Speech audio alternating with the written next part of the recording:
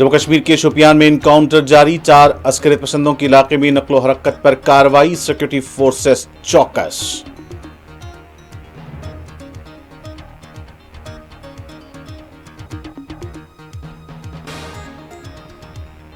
Air India और Indigo ने security खदशात पर आज तकरीबन 14 परवाजों को किया मनसूख। जम्मू कश्मीर में आम जिंदगी मामूल की तरफ, स्कूल्स खुल गए।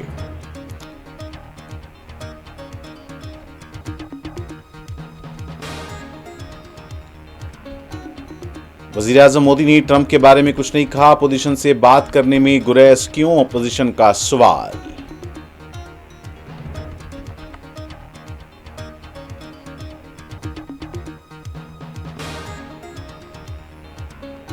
पहलगाम दहशतगर्द हमले के मुश्तबा दहशतगर्दों से मुताल्लिक़ इत्तला फराहम करने वालों के लिए इनाम का ऐलान, वादी में लगे पोस्टर।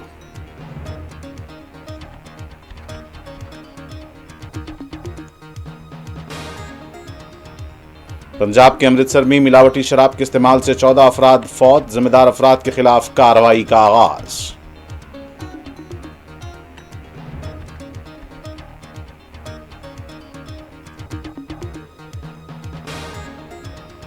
हैदराबाद के चार मीनार के पास आज मिस वर्ल्ड मुकाबले के तहत हेरिटेज वॉक, गैर मामूली इंतजामात।